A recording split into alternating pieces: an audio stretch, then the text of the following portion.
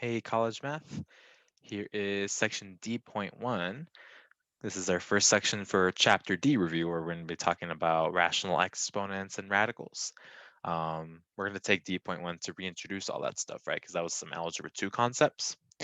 Okay, roots, radicals, and rational exponents. Our objectives are to rewrite expressions from radical notation to rational exponent notation, and vice versa, going backwards. And then also to evaluate radicals and rational exponents using a calculator or Desmos, okay? I'm going to show you using Desmos, and if you would like some help figuring out on your calculator, you can always ask me in class, right? I can walk you through that. Okay, and so the idea here is, we're familiar with the square root.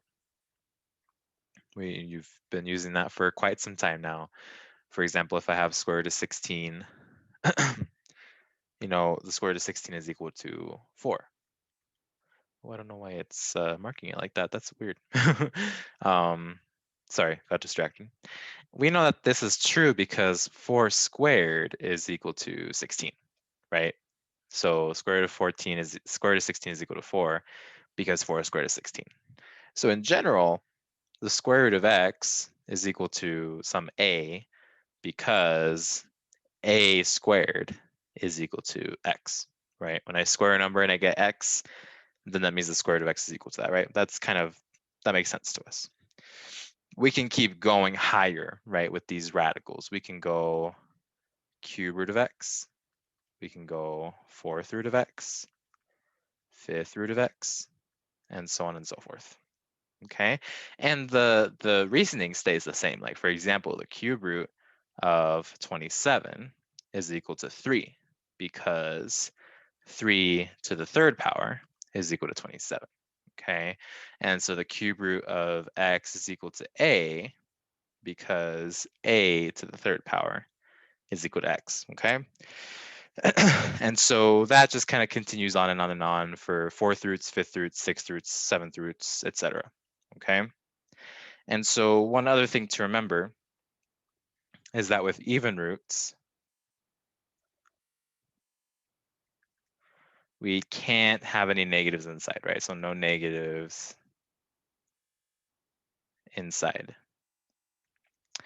right? So I can't take the fourth root of negative 10, right? I can find the fourth root of 10. It won't be a nice number, but I can find that. But I can't do the fourth root of negative 10. So no negatives inside our even roots. Odd roots, anything goes, right? So odd roots, any number is allowed. Okay, and so I'm allowed to put whatever I want inside an odd root. Okay, and so another way to write a radical is by using rational exponents. Okay, so I can express all this stuff, this radical notation, this cube root of 27, square root, fourth root, I can express that using exponents, okay? And here's how it's done. So if I have the nth root of x, that's going to be the same thing as x to the 1 over n power. Okay, so a square root is the 1/2 power, a cube root is the 1/3 power, a fourth root is the 1/4 power, etc. And then even further, so if I elaborate on that a little bit, if I have x to the m over n power, so if it's a full fraction, not just a unit fraction, right? Not just 1 over n, but if it has a numerator and denominator different from 1, then that's going to be the nth root of x to the m power. And sometimes you're going to see it written as the nth root of x, the entire thing raised to the m. This is the most common one. You'll often sometimes see this right here, right? Okay, so for example, if I had x to the 3/2, that would be equal to the square root of x to the third. Now the half, the square root, 1/2, we never put the 2 there. We're never going to see that index. This number is called an index.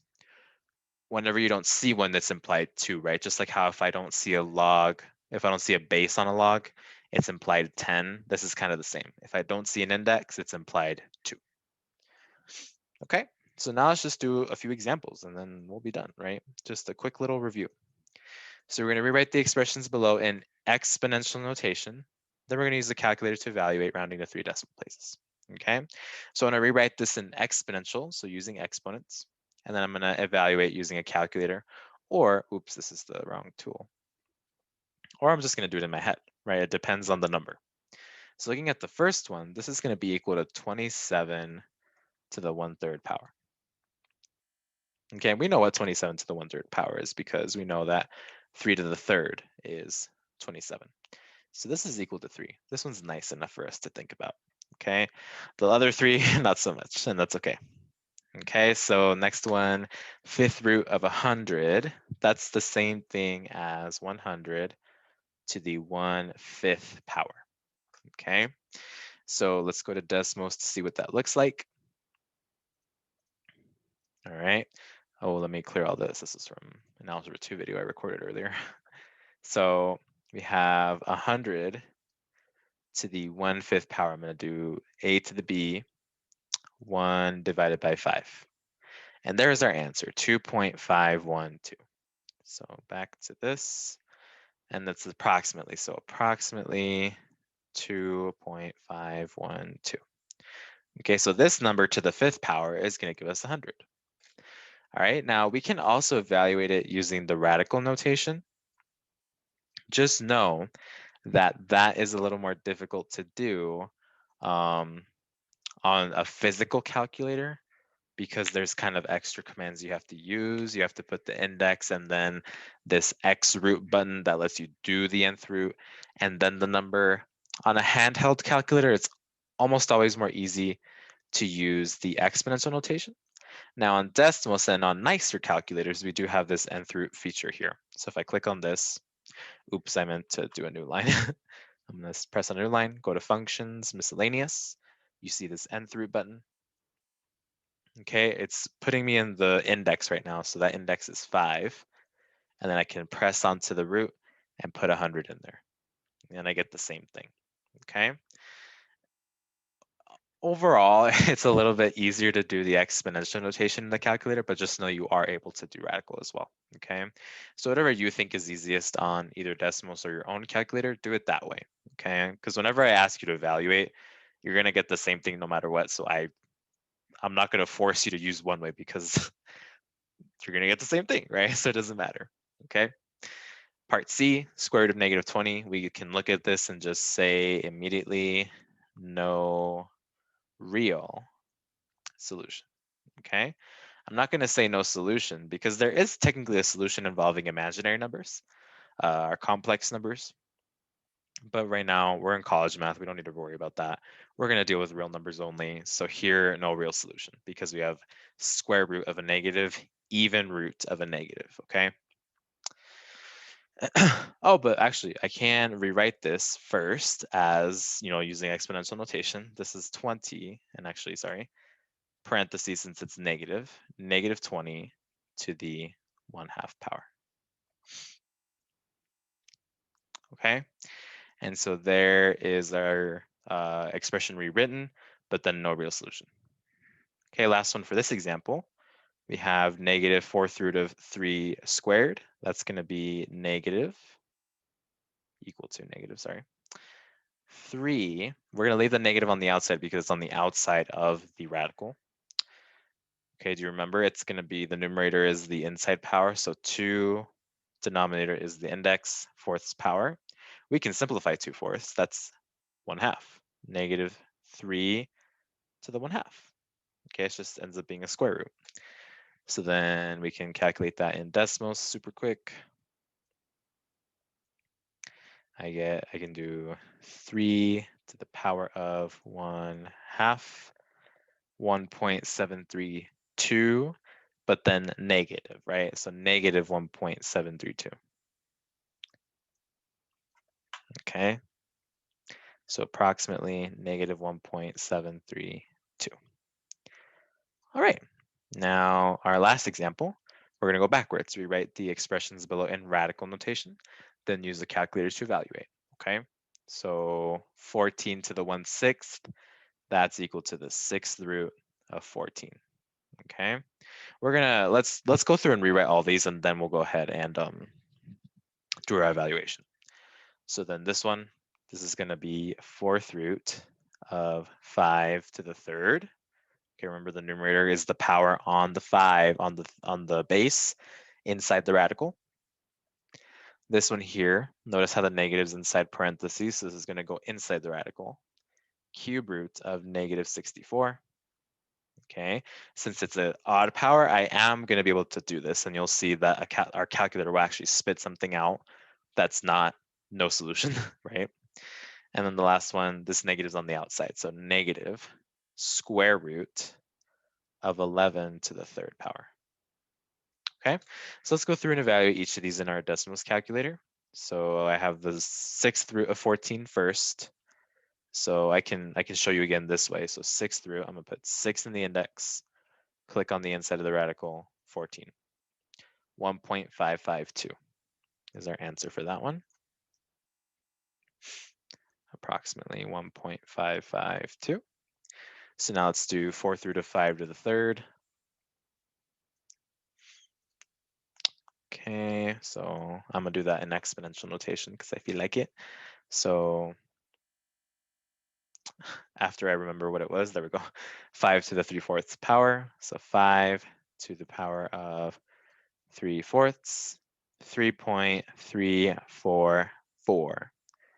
3.344 is our answer there. 3.344. And it's a little bit on the bigger side, right? Because 5 to the third is 125. And so when I do 3.344 to the fourth power, sorry, what am I saying? To the third power and then take the fourth root.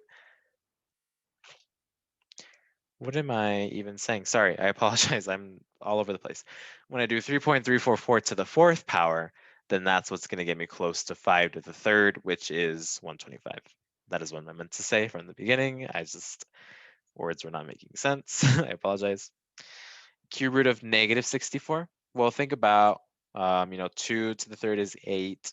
3 to the third is 27. 4 to the third is 64. But it's negative. So that's going to be negative 4 because negative 4 times negative 4 times negative 4, that gives us 64. And since there's 3 negatives, it stays negative. Okay, so this one is equal to negative 4. And if you're doubtful, we can confirm that. Okay, so next line, we have the cube root or the third root of negative 64. And look, there it is. Decimals tells us it's negative 4. Sweet. And then the last one, square root of 11 to the third power, but negative.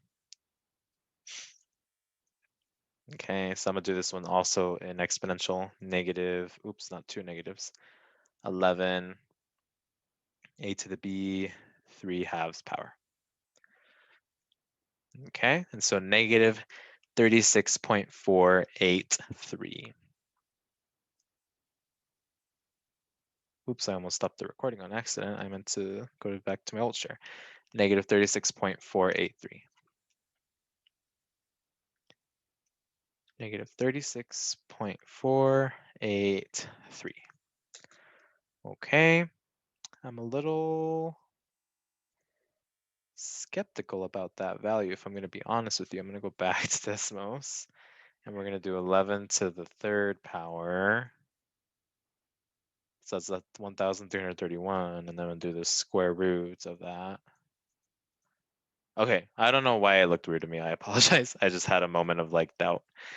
Cool. So then those are our answers for the last example. Okay, and we're done. Oh, I meant to move up. That is all we have for D.1, okay? D.1 is just gonna be a lot of rewriting and a lot of calculator work, okay? So just, have patience for this lesson when you're doing the practice, just because it's gonna be a lot of just punching it into the calculator, making sure that you're okay and you're fluent with putting this in the calculator, okay? So definitely ask for help if you don't know how to on your own personal calculator and you would like to use your personal calculator, or if you're confused on the Desmos way, okay?